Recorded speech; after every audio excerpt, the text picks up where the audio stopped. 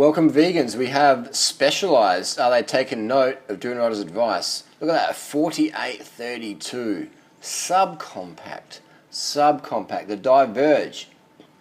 I've got another review coming up. I reviewed one a year and a half ago, January 2015, 2014, whatever it was. Good bike. I didn't like though how the gearing was really, like it's for crit racing. It's meant to be an adventure bike, but you got gears for crit racing. A 5011 is a big gear. I've raced Div 1 crits of a 5011. And people, I don't know anybody who's not yet a fucking World Tour sprinter who can spin out a 5011 on a flat crit sprint.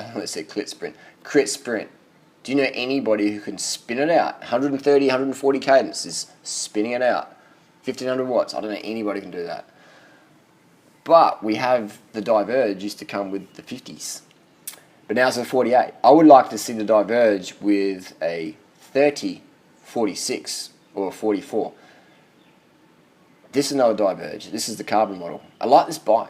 It has great clearance. It's a pretty zippy bike. Yeah, it suits good long distance stuff as well. It's got rack and fender compatibility.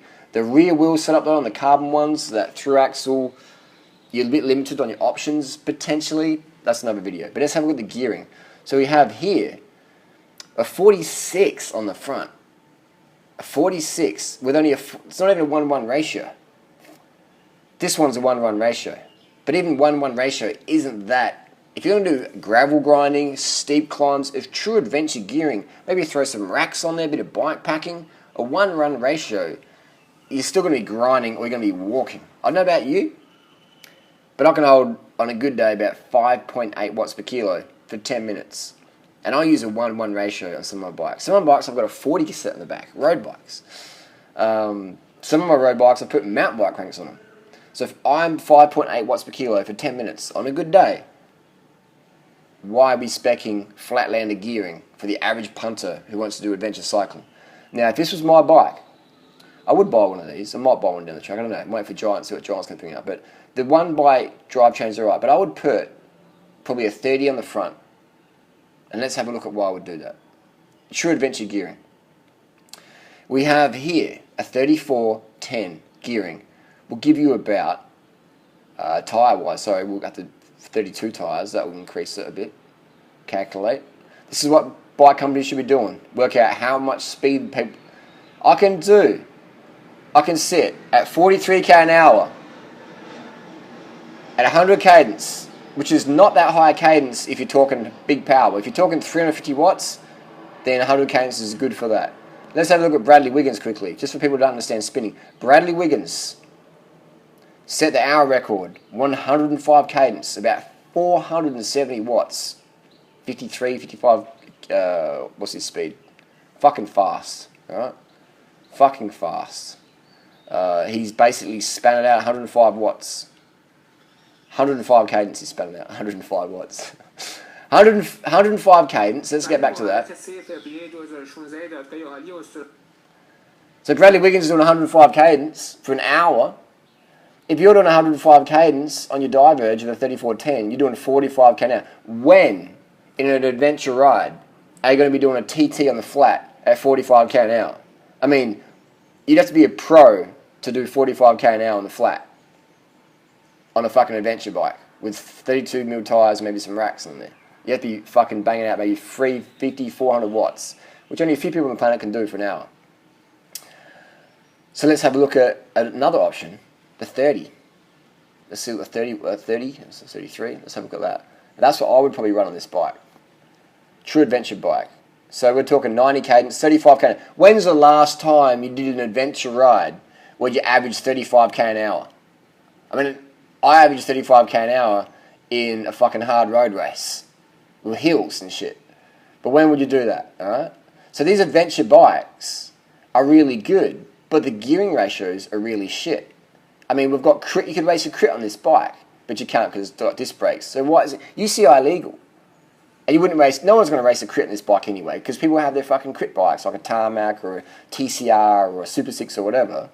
So why are we speccing big gearing on there? Why is that? Because the average male ego is too full on to admit that spinning is winning. But all you have to do is look at Bradley Wiggins, Chris Froome, Lance Armstrong, Contador, the spinners, man. Rominger, all the high power, high cadence spinners. Mark Cavendish, spinning. All the best track riders, spinning. Pursuit riders, 110 cadence. If you're putting out big watts, you want to have a high cadence. If you're doing just cruising along, between 80 and 90 is fine. If you're under 200 watts, 80 to 90 is fine. If you're over 300, then 100 is probably going to be more like it.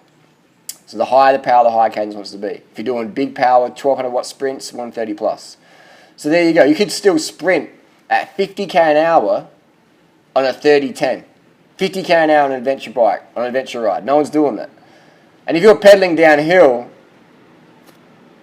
you're just increasing your chances of having a higher speed crash. I generally coast downhill. If you want to race downhill, do it, but you better just get a fucking downhill bike, full face helmet, and fucking race downhill, in my opinion. Because I've seen horrific crashes on road bikes, downhill. I don't recommend going hard downhill. So that's what I would do. If I was going to get a diverge, I'd run the motherfucking 30, and let's have a look at the gearing on the back. Let's have a look at the gearing on the back we would get with that bad boy. So it's a 42. 30, 42. And I'm still climbing 8k an hour at 90 cadence. You know, so it's nothing extreme. It'd be a good Everesting bike. It'd be good for the flats. Let's have a look at the flats. We'll be cruising at 30k an hour on the flat, you know, which is still pretty fucking fast. How many times do you average 30k an hour by yourself in the flat? You know, most times with a headwind or whatever. So there you go. That just proves that the gearing we have on bikes is pretty shit. Stock. It needs to get better. So Specialized, Giant, Cannondale, Trek, my opinion, in working with fucking noobs who buy your bikes, we get your bikes, we rip off the fucking group set, we rip off the chain set, or we rip off the cassette, and we put on a 40 on the back, or we put mountain bike cranks in the front. And a lot of people say, oh, but no, you just got to get stronger. No. Most people who buy your bikes don't even fucking ride them that much. And the main reason is the gearing is too fucking hard. So if you want actually people to buy your bikes and buy a new one in a couple of years' time, and get your fucking bikes to the top of the hills for the Instagram photos, for the free advertising, please put proper gearing on your bikes. Put on the mountain bike gear ratios up front. Put on the 40 cassette on the back. Because most motherfuckers who buy a bike ain't going to be racing crits. And for those who want to race crits, there's crit bikes, there's crit gearing. But please, why are we putting hard gearing on entry-level bikes or bikes designed for adventure riding or female? But how many girls really want to race a crit? Girls just want to get fit, they want to tone up, they want to lose some weight. They don't need to have criterium gearing on there. Let's put some proper climbing gearing on there, please. That's my rant, that's my rave. I can see Specialized is getting more gear friendly, but it's still too slow. We're buying your bikes and we're modifying them heavily.